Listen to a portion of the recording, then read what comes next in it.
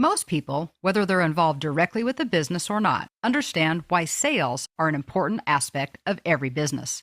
Just as a reminder, let's recall that every business must sell a product or service, either for money or other compensation.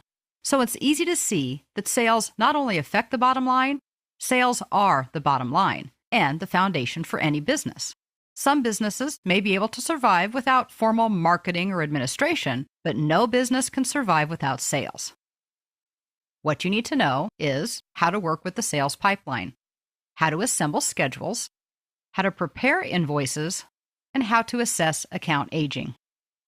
Why you need to know it is because no business can succeed without sales. Sales must be managed through the entire sales process. Sales don't count unless monies are actually received. In other words, it doesn't count if you say I sold something, but I never collected the monies for it. That means customers may require invoices in order to pay what is owed. And accurate records of account aging must be kept and available. If people don't pay their bills, procedures to collect past due accounts must be enforced. And in order for all of this work, resources must be properly scheduled to meet the business needs based on the amount of product or services that are sold. Resources can involve people, equipment, and even inventory. Fortunately, there are many methods and tools for working through the sales process. The Excel tools that we'll use include database functions, date and time functions, fill series, flash fill, logical functions, lookup and reference functions, protection of worksheets, removal of duplicates, slicers, and the use of timelines. These tools, whether used individually or together, will help us address some of the standard but critical business topics that include things like accounts receivable or AR, billing, customer service, the entire sales process, and scheduling. While the topics covered and skills we'll use are vast, or at least they could be vast and vary a lot from business to business, they all relate back to a somewhat universal sales process. The sales process is your approach or the steps taken to sell your products or services. Some don't like the fact that it's called a process. They think that's too formal. But having a process provides tools to monitor and improve sales over time. It also provides a way to monitor progress and performance and encourages consistency in how customers are managed within an organization. Overall, the sales process allows for organizational planning, not only in the financial sense, but also how to plan resources and inventory, all of which vary based on sales. So, what exactly is this sales process? Well, there are many different variations or iterations of the sales process, but the core activities generally include the following. There's usually some type of prospecting for leads and potential opportunities, and that can happen by opening up your Chamber of Commerce directory or the phone book, or a variety of other ways of collecting leads at things like trade shows. The pre-approach, which may involve understanding the customer, is also important. What do you need to know about the customer before you actually talk to them? Then you can make the approach or the initial approach. That could be via phone, email, or, in these days it's harder and harder to find, but even a face-to-face meeting. What will follow, assuming that approach went well, is a needs assessment. The salesperson will try to figure out what does this person actually need that our company provides. That way you can understand what their needs are and find a way to best meet them. Eventually, you'll hope to make some type of presentation. And again, this can take many forms. It could be over coffee, or it could be a formal presentation including a proposal or a bid for services. It would be nice if that was it, and then the person just said, yes, we'd love to do business with you. But unfortunately, there is often a need to overcome objections. What hesitations does the person have about doing business with you? A good salesperson will understand how to overcome objections without being pushy or without forcing the issue, but really just convincing the person that they are the best person to provide the products or services that their company needs. That hopefully results in gaining a commitment or closing the sale. This may come in many forms, and in the old days it was usually good enough just to get a handshake. But these days it is best if given in writing, if for whatever reason the exchange of the product and money will not occur at the time of closing. The latter is something like retail. When I walk into a grocery store, for example, and I want to buy a Twinkie or a piece of bread, I actually pick it up, I take it to the checkout counter, I hand them my money, and I take my food and I'm on my way. That does not require any type of formal contract. But in most types of business, there is a delay between the actual order of a product or service and the delivery of it. And in those cases, getting something in writing certainly will help you make sure that the sale actually comes through as promised. Without getting into too much business philosophy, many consider follow-up, the last step of the business process, to be an important step. But unfortunately, many people and businesses either forget or simply disregard it. Since it's easier to keep a customer than it is to have to go through the entire process again from scratch with someone who knows nothing about you and your company and what you offer, this is not only a shame and damages your company's reputation, but also results in more time and expense for your company to win either additional business or to try to win business back. So don't forget the last step, which is follow-up. So from prospecting or getting the initial information you need of somebody who may be interested in your goods and services, all the way through follow-up, some version of this is known as the sales process. Some companies may go through fewer steps, some may be more casual about it than others, but in one way or another, companies go through this for every sale that they make. Another way that some people choose to look at the sales process, though, is through something called the sales pipeline or the sales funnel. This is simply a metaphor for the sales process. In short, the number of opportunities at the start of the sales process are never the same as those that actually end up closing. The further down the funnel or pipeline an opportunity goes, the fewer opportunities remain. It's unfortunate, but it's a fact of life. On the positive side, the further down the funnel an opportunity goes, the more ready a customer is to make a decision. So the time that you're spending with people, although it is greater, is also more likely to result in an eventual sale. Also, the more likely that that sale will close. Here we can see an example of a typical sales funnel, where you start off with maybe 200 or so possible leads, but you end up actually closing 15 individual sales. At the end, only 7% of the original 200 or so leads end up in an actual sale. Realize, of course, like we said before, that the sales funnel or the pipeline and the sales process can and should be customized to your sales process and the needs of your business. All of these things, the sales process, the pipeline, and the funnel, are simply ways to monitor and track the process of gaining sales that are so critical for any business. That's why understanding the tools that Excel provides to help you with these processes is also critical. Anyone who works in sales knows that the sale is just a single point in time, representing a much longer and more involved process. In many businesses, a salesperson, in some form or fashion, receives a lead or a referral or an opportunity, they're called different things, from some variety of possible sources, and then must take that from the initial contact through identifying the needs of the person, formulating a solution to their needs, presenting a solution, and convincing them that they are the ones to provide the goods or services that the person wants. It's not until that time that the sale can be made. In retail, this process is sometimes blurred when customers just seem to walk in the door, buy what they want, and leave. But in reality, it's all just a variation on the common sales process theme. In our company, we have a sales team whose job it is to sell our training services to corporate customers. Several tools have been created in Excel to assist them with the process, as well as allowing the team to monitor what's in the pipeline.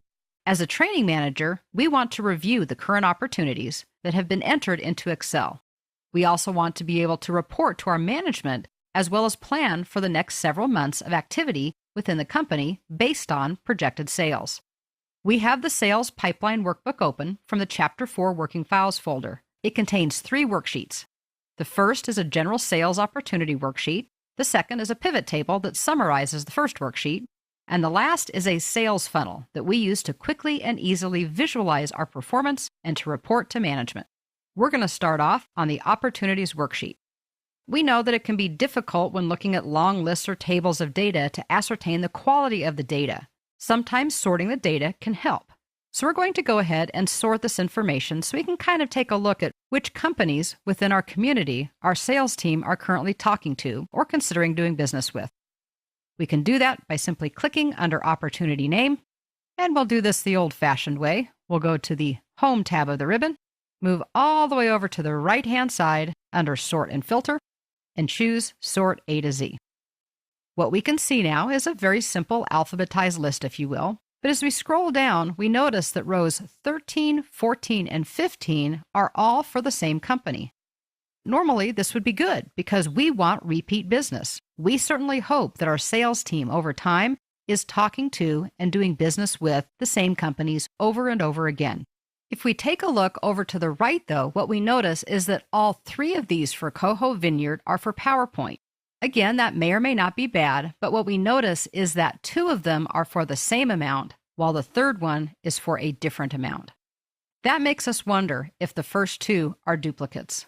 Because they have more information that is alike than is different, same company, same product, same dollar amount, and even the same projected closing, we're guessing that these are actually duplicates.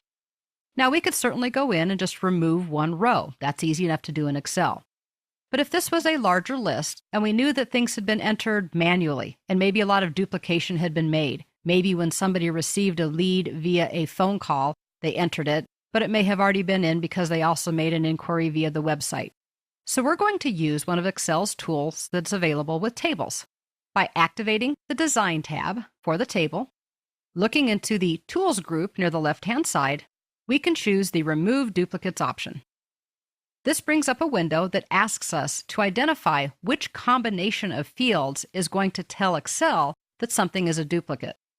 Now, we obviously would not want to say just the company name because, as we said, we want the company name to be repeated, hopefully having made more than one sale over time. So it is usually going to be a combination. In our case, we're going to choose the opportunity name, not the contact. We don't really care about the sales region or the source. We do care about the interest. That's the one that says PowerPoint and has it duplicated. As we scroll down, we also want to include the forecasted amount, not the sales phase. We do want to include the forecasted close and the year. We'll deselect the rest of the fields. Once we have the unique combination selected, we can click or tap OK. This is telling us that it found the one duplicate for Coho Vineyard for PowerPoint and has removed it, and the rest is still there. Now, as I said, this may not be anything that was rocket science or really that big of a time saver for one record, but with larger tables, this can really be a big time saver versus having to try to sort and filter by all the possible combinations.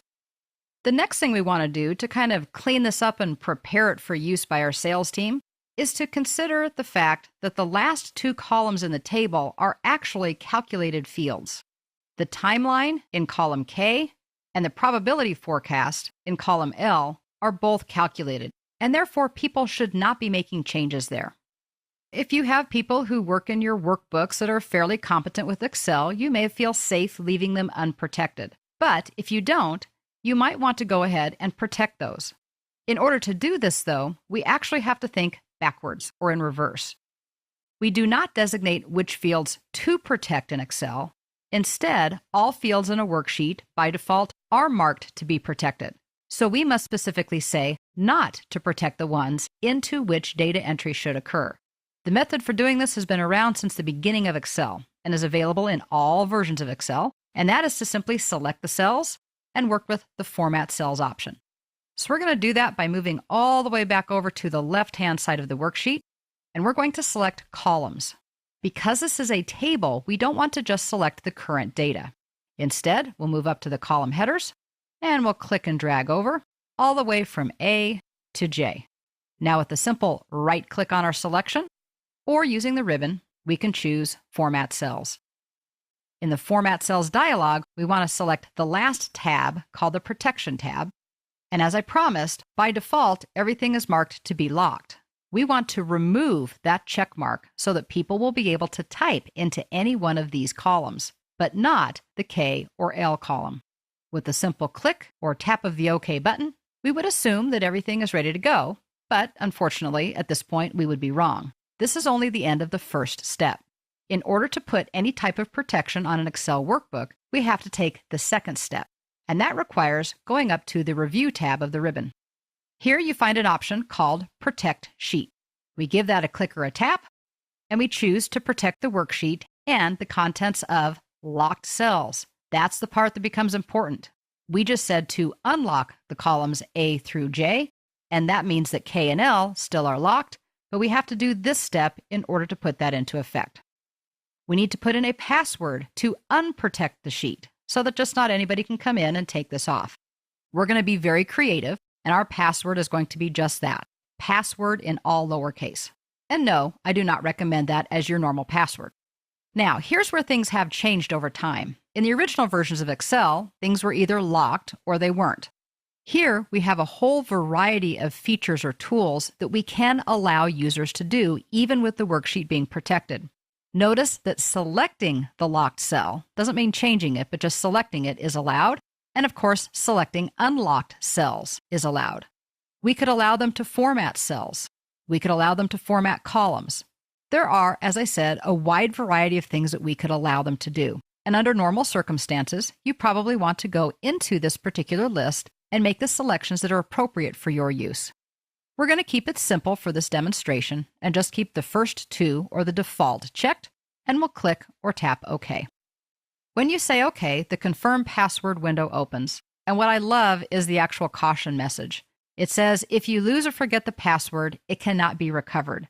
Basically, what they're telling you is there is no magic key that some people know and others don't. If you don't know the password, you will not be able to unprotect this worksheet. So they're suggesting that you write it down, which is, of course, up to you and how you save it. We need to re-enter our password, so we'll go ahead and type that in. And then we can press Enter or click OK. There we go. Now our worksheet is protected. We can make changes to everything in columns A through J, but not through K and L, which will protect our calculations. While we're at it, we may want to protect the workbook itself. This actually prevents any of our users from adding or removing or rearranging the worksheets, as opposed to just manipulating the contents of the worksheets. This process is similar. We're not going to do that because we actually want to do some other work on the other worksheets in this file. But so far, we've cleaned up data and we've applied worksheet protection so that our sales pipeline workbook remains intact and unchanged by the various users who will be accessing it. The second part of this topic will take a look at what our opportunities actually are using slicers and timelines to quickly and easily filter the summary worksheet, as well as review our performance using a funnel chart. In part one of this topic, we took a look at our sales pipeline workbook.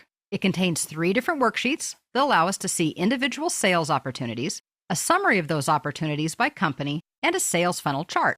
We cleaned up our data by removing duplicates and put some protection on the worksheet to preserve its integrity as various people work with it. As a training manager, we're now ready to look at the activity of our sales team. In order to do so, we'd like to filter the data on the summary worksheet. Now, of course, we could move down to the bottom of the screen and click or tap on the Summary Worksheet tab, or we can use a keyboard shortcut. I'm kind of a fan of keyboard shortcuts, so I'm going to press Control Page Down. Control Page Down or Page Up moves us left and right to select different worksheets. Now that we have our pivot table active, we can start to work with it. Tables and pivot tables in Excel can use both the traditional in-cell filters or filters from the ribbon. But in order to set up this worksheet for ease of use, we've decided that we want to use a slicer because we want to go through many different iterations, selecting different companies and then maybe multiple companies at the same time. And doing so the old-fashioned way just takes a little bit more effort. So we're going to make sure that the pivot table is active, then go to the Analyze Contextual tab for the pivot table tools, and right about the middle, we're going to choose the Insert Slicer option. Slicers are a wonderful way to visually filter tables and pivot tables. We can put check marks next to as many different fields as we want, but we're only interested in one at the moment, so we'll check Opportunity Name, and then come down and click or tap the OK button. This places the slicer right in the middle of the screen. Now it's just a matter of clicking. If we want to see a Datum Corp, we click on it, and the pivot table is instantly filtered. If we want to select multiple companies, we can either hold our Control key and select discontiguous or non-connected companies, or we can do Click-Shift-Click to select a range. What we're really interested in is the Coho Vineyard that we looked at earlier. By clicking here, we instantly filter, and if the slicer gets in the way, it's just a window, so we can drag it around. It can also be resized. We can easily see now that the Coho Vineyard has a couple of opportunities, one that's expected to close in July and another in August, as well as the grand total value. To remove a slicer, we simply click on the little funnel with the X on it on the top right of the slicer window. If we want to close the slicer itself, we simply make sure that it's selected and then press the Delete key on our keyboard. I don't know about you, but that's pretty cool. When I first saw slicers, I wasn't too convinced that they were necessary. I thought they were more like eye candy, but I really found them to be a useful addition.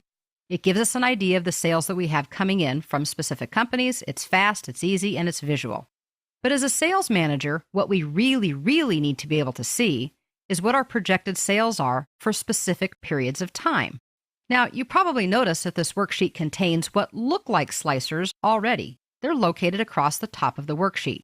They actually aren't slicers, but a variation on them called a timeline. They weren't introduced until Excel 2013. So if you can't find an option for timelines, it's probably just because you're using a version prior to that. They function in basically the same way, except they're configured specifically for dates. 3 timelines have actually already been added to our worksheet. If we look carefully on the upper right corner, we can see that the first one is for months, the second is for years, and the third is for quarters. A single timeline could have been used, but this is a very easy visual way for people to see and use all of these variations without having to know how to configure the timelines themselves. As training managers, we may be interested in seeing what happened in the first quarter of the year. We simply click on Q1 and it automatically applies a filter. Notice that the dates shown only include January, February, and March, as well as the grand totals. We can then simply click to scroll through the second, third, and fourth quarters. And if we wanted to see more than one at a time, we can simply expand the slicer by dragging either the left or the right edge. Now we're looking at the first 2 quarters, which would include January through June. I don't know any other tool in Excel that is this flexible and easy to use. And when we're looking at it, we can visually see what has been applied because the timeline, or the slicer, will tell us without having to expand any types of drop-downs or additional windows for information. I know I'm just a data geek at heart, but I think this is really cool and really useful.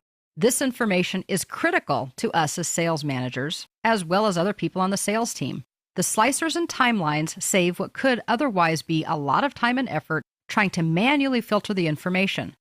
From here, the entire sales team can monitor the entire sales process for pretty much any time period that they want.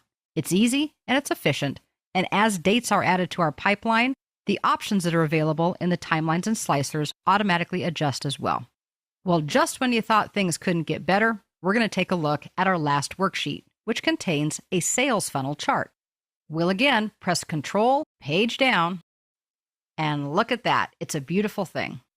This sales funnel chart can be used to communicate not only the numbers of new contacts and closed sales that was available from the first 2, but also provides a very effective visual for the overall effectiveness of our sales team. It allows us to actually see how many of the initial opportunities make their way through the sales process and end up as businesses that we have closed and won and are now doing business with. As they say, a picture is worth 1,000 words. If a company's sales funnel looks more like a sales cylinder, it's straight all the way across, then things would be in excellent condition. That would mean that the sales team was closing a majority of the new opportunities they were presented with. A funnel that ends up with a very small opening at one end is an indicator that something probably needs to be done to successfully win more business. This particular worksheet is available, by the way, as a template from the Backstage in Office.com. It's actually found by doing a search for sales funnel, and it's made by Microsoft. So if you're interested in using it for your own, please feel free to do so. I love it and highly recommend it. It's a very effective visual and easy to use, and you won't need to configure anything to use it.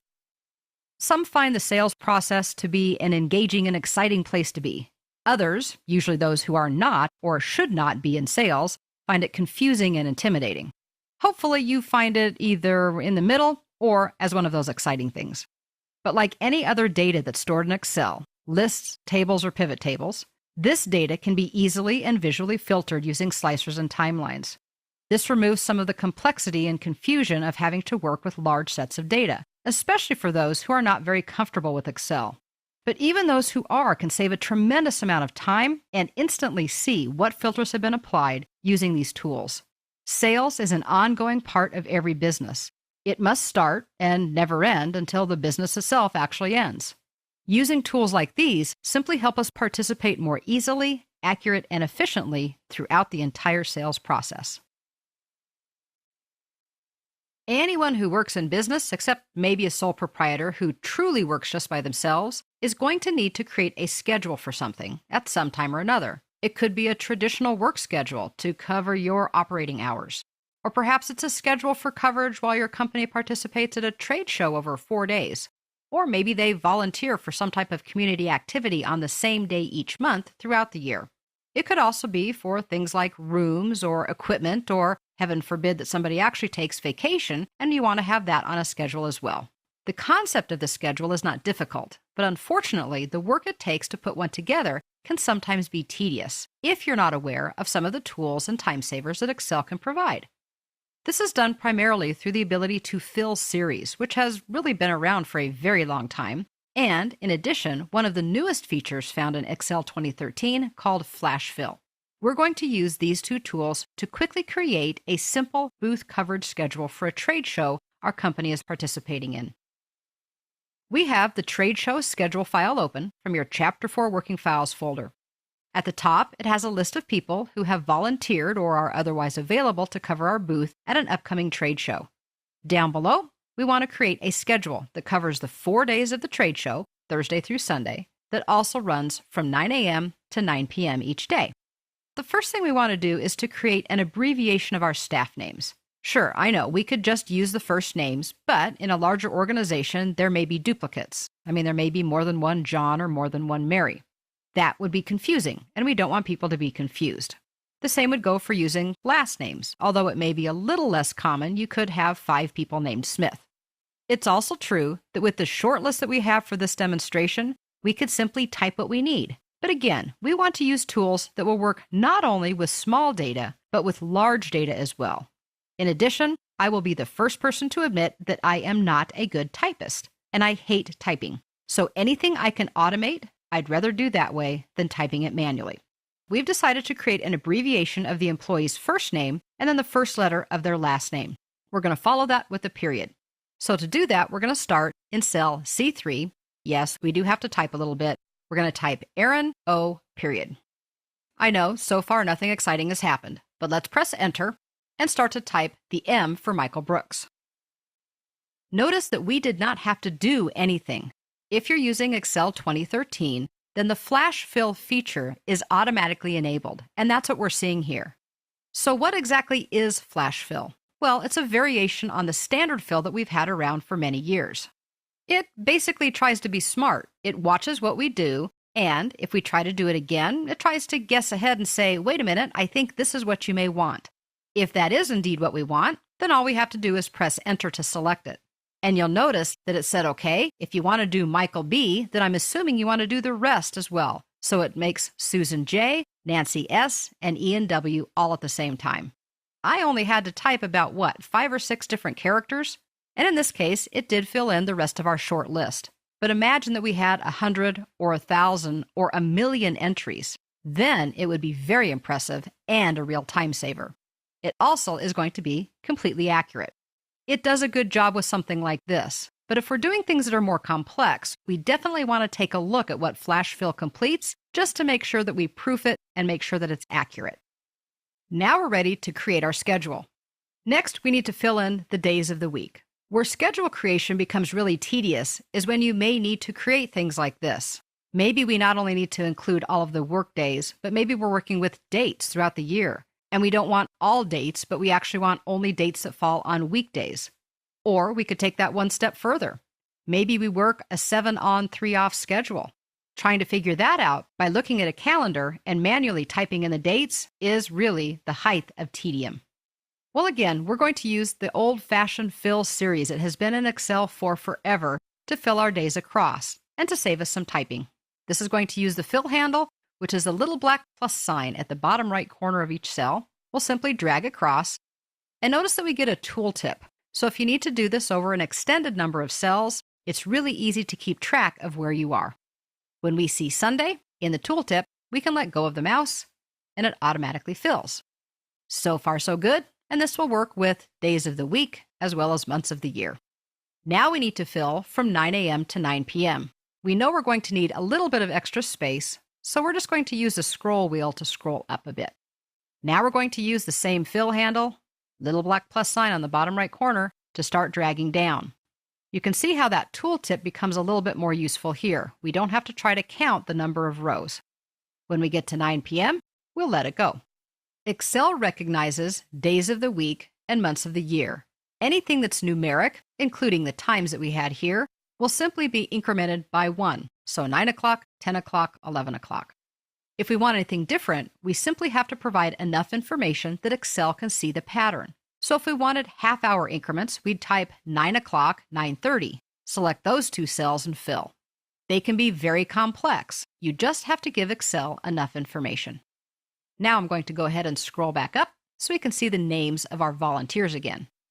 We could just type, but we said typing is bad. We're not going to type. We're going to go back to the old standby of computer usage, which is copy and paste. So we're going to come up, select R&O, and press Control-C to copy. Then we'll come down and paste that into cell B11, which is the 9 a.m. shift for Thursday. We've used the fill handle to fill different kinds of patterns. We can also use the fill handle as a copy and paste on steroids. We could do Control-V over and over and over again to paste this down for a couple of hours, but we can also use the fill handle to drag it down. Because Excel doesn't recognize it as a number or a pattern, it basically does a copy. And don't forget that if you don't get exactly what you want, the little smart tag that shows up on the bottom right corner will let you choose between copying the cells, filling format only, filling without formatting, or doing a flash fill. If it were a type of numeric or date entry, we would also see an option to fill the series. Another way to copy without having to actually go through all of the steps is to use drag and drop. Michael B is going to open for the trade show on the second day, so we'll select that cell, and then we're going to move to the edge and get the four-headed arrow with the white arrow cursor. If we hold our Control key, then press our left mouse button and drag down, we're copying instead of moving. We want to let go of the mouse first and the Control key second. Then we can fill. I know it's hard to believe, but sometimes in business and in life, we make things harder than they have to be. There's nothing heroic about doing things the hard way or using more complex advanced features just because we can. In the case of creating a schedule, some of the tools that have been available in Excel literally since it began still remain viable and useful. We certainly saw that when it came to creating these schedules. Although there have been enhancements and variations to the old standbys like the new flash fill feature, it still reminds us that the core concepts of simplicity and efficiency go a long way in getting us where we need to go, both with Excel and in our lives in general. I'm sure that at some time in the fairly recent past, you've made a phone call for customer service or tech support, and you've been asked to provide a piece of identifying information. It may have been something like your phone number. Then, all of a sudden, like a magician waved their wand, they're able to tell you all of the details about you and your account. Have you ever wondered exactly how they know that information? These days, it's most likely that we can figure it out. But did you know that you can look up information in the same way using Excel and save yourself a lot of typing and bouncing back and forth between worksheets? We currently have the invoice file open from the Chapter 4 Working Files folder. It has two worksheets. One is the template for a basic invoice, and we'll get back to that in a second. But the second one is actually a class list. We want to take a careful look at this because this is the information that we need to put into our invoice. At least part of it is. We know a class ID number. We want to be able to enter that onto the invoice and automatically have Excel return the full title of the course and the cost. So let's go back to that first worksheet, which is our invoice, and figure out exactly how all of this might happen. As we look at the screen, we actually see that there are several sections of our invoice that could be filled in if we knew a single piece of information. For example, if we were to enter a customer ID number, wouldn't it be nice to automatically have the customer's name, address, city, state, and zip code entered? And also, on the right-hand side of the invoice, based on the customer ID, we could have their sales rep and the terms of their account that go along with it. All of that could be done by entering one piece of information. The functionality used to accomplish this in Excel is known as a lookup. We're going to be using a VLOOKUP. V stands for vertical because when it looks at that class list, it's going to look vertically up and down the first column until it finds a match for the class ID number. We can do that because in our invoice, we already have the class ID. That's the information we know. We also know the quantity, and what we want Excel to help us fill in is the description based on the class ID as well as the class price. Once the class price is filled in, then Excel will take over, and with a simple function, it will calculate the total based on the quantity times that price. So let's get started with our first description. We're going to start the function by typing equals VLOOKUP. Once we type the opening parenthesis, we can see that the VLOOKUP function has several required arguments and one optional. The first argument is called lookup value. Now, what I know about the VLOOKUP function is the arguments are not very intuitive. You might be wondering, what is a lookup value? Well, another way to think of it is, what do we know? What we know is actually the class ID that's in cell B12. The second argument is called table array. Again, we may not know exactly what that is, so the easy way to remember it is Excel now needs to know, where do we want it to go to try to find a match for the class ID? And the answer is actually our classes worksheet. But fortunately, that has been formatted as a table and it has a name, and the name is class list. If we start to type class list, Excel will provide the name for us, and all we have to do is press tab to complete it. We know the class ID that can be found in B12. We want Excel to go to the table called class list. The third required argument is called column index number. The easier way to remember this one is, what is it that we want returned? Well, we actually want the class description. You may not remember, but we had several columns that were part of our table. The class ID, the application, the short name, and then the description was actually the fourth column. The column index number is the number of the column, so we'll type 4. Now, technically, the last argument, which is known as range lookup, is optional, but I don't know why you would want to leave it as optional.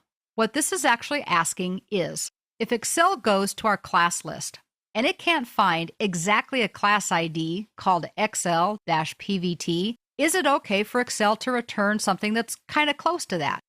Well, in the real world, and for most of the things that I do, the answer is no. Either find exactly what I'm looking for or return an error so I know that it wasn't found. In order to have that happen, we need to type false. False says you must find an exact match or return an error. Now, before we finish this up, there's one more thing I want to do. Let's move up into the formula bar and click after cell B12. What we're going to do is we're going to set this function and we're going to copy it down. For that, we do want B12 to be relative, so it will adjust to B13 and B14. However, when we get ready to copy it over for class price, then we're going to need to come in and set that as an absolute value. So for now, everything's fine. We'll click the green check mark and we'll fill down. Beautiful.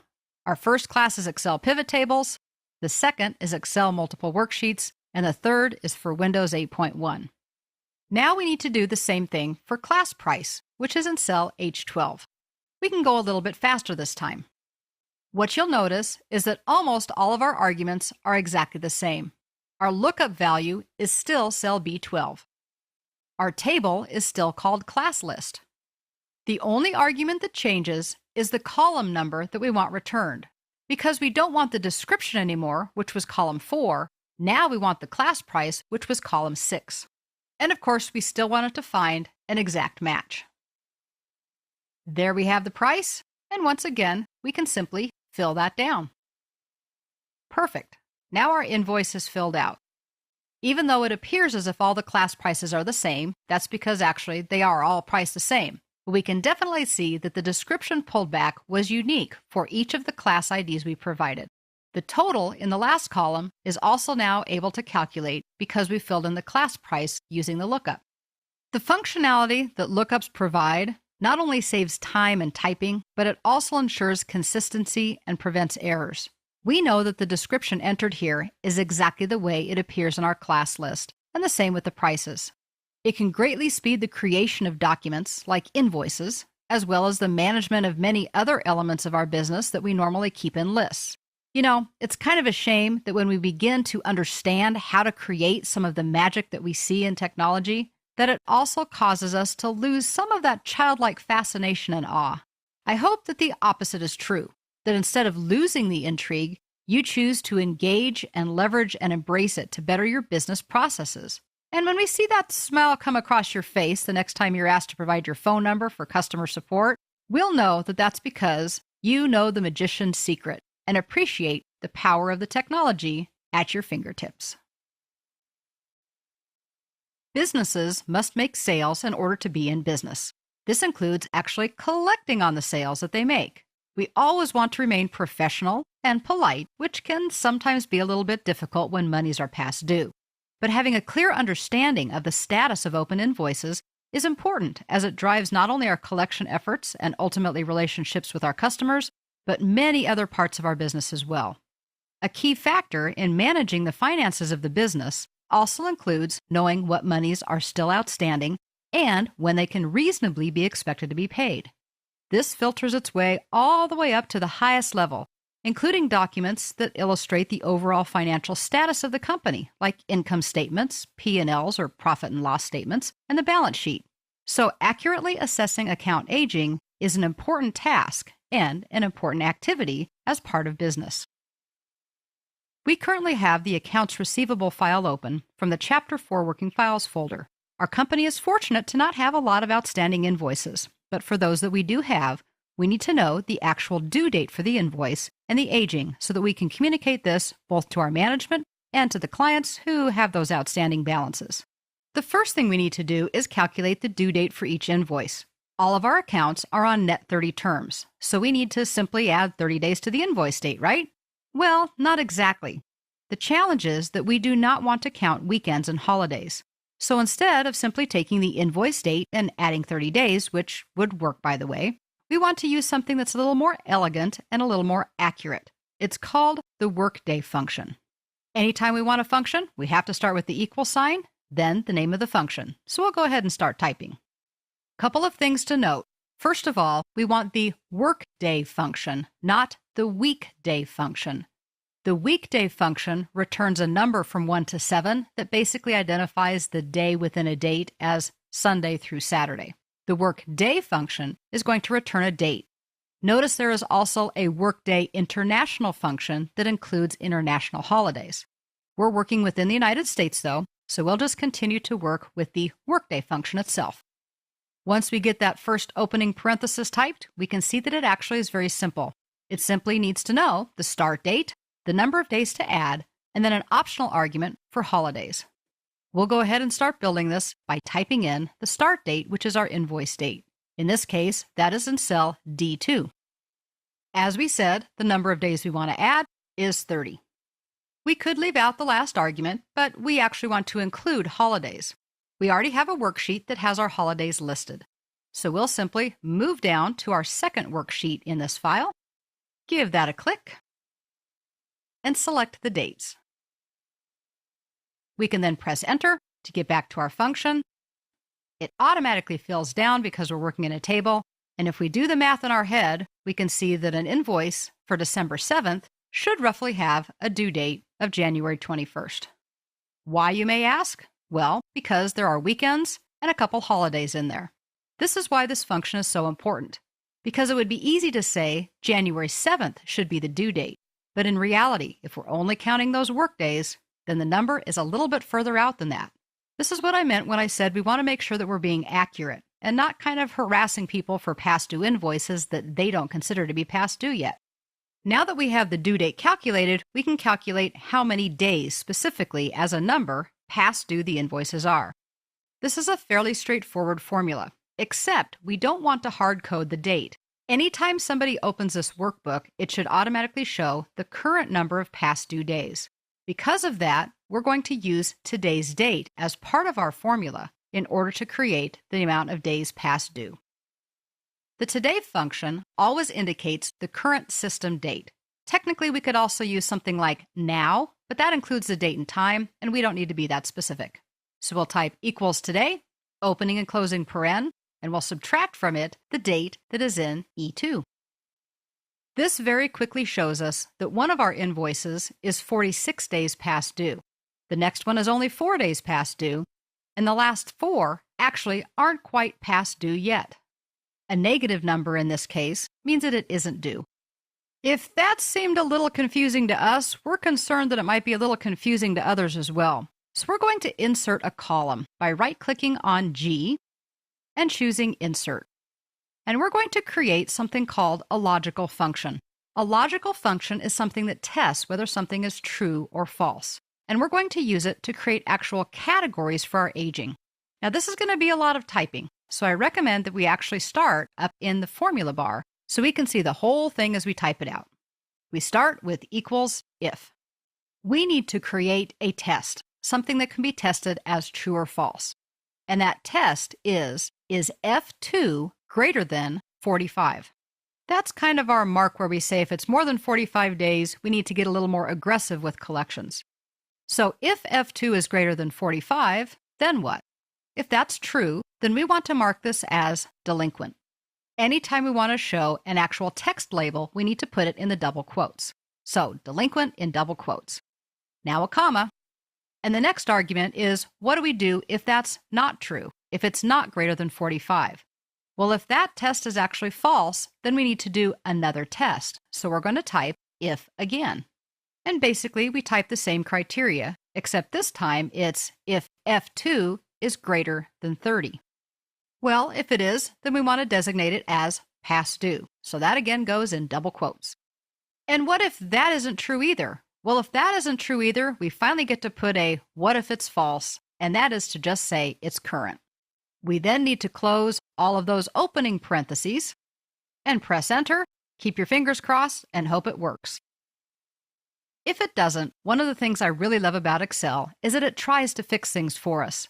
Some people give me a hard time about typing, but what I know is that Excel will fix some of those small typos for me. So don't make things harder than they have to be. Just say yes. And there we go. It currently shows that we only have one of our invoices that's delinquent because it's more than 46 days past due. All of the rest are current because none of them lie within that 30 to 45 day range. But remember, since we created the aging calculation to always be based on the current day, if we come back next week or a month from now and these are still open, both the aging and the field we just created with the category will automatically update. We should move up to the top of the G column and rename column 1 category. Finally, we want to show the total open invoices as well as the total amount due. We could do this by using the totals row on the table, but to show how database functions work, we'll use them instead. We're going to move down near the bottom left of the screen where we have some spaces already filled out. We'll go ahead and click in cell A12 and start typing. This is where we want to do our count, so we'll do equals D for database count. Database functions always need to know the name of the database, the field to use, and the criteria by which to perform the function. The name of our database is actually Open Invoices. If we just start typing, it'll show us the name and we can press tab so we don't have to type. We'll type a comma. Now, when we refer to the field, we can either use the name of the field or the number. If we count the fields, starting with company and moving across the screen, we'll find that the amount field is the 8th column, so we'll type 8 for the argument. Now, database functions do require criteria, and that's what rows 10 and 11 are about. Cell A10 has the name of the cell we want to use, and cell A11 has the criteria. Since we wanted to count all of the records, cell A11 is blank, but we need to enter this as the criteria range, A10 through A11. With that, we can press enter, and the number is 5. We can move back up and copy it, and then paste it into cell B12. But then we need to make a little modification because we don't want to do a D count in this case. We want to do a D sum. So we'll simply move up into the formula bar, erase the word count, and add the word sum. All the rest of our criteria are fine. Of course, we would probably want to format this in the currency or accounting format as well. I've been teaching people how to use computers for a very long time. And one of the things I learned very early on is that there are often many different ways to accomplish the same goal. In this case, the database functions may not be the fastest or the easiest way, but they may be appropriate for certain situations. That's why it's important to know what options exist and then be able to make the appropriate decisions for the specific task at hand. In this case, we wanted to figure out an accurate due date for open invoices, as well as the total number of days past due, and then categorize them based on our own aging standards. We also wanted to display the total number of open invoices and the total amount due. We were able to accomplish all of these things using a variety of date and time functions, logical functions, and database functions that Excel provides.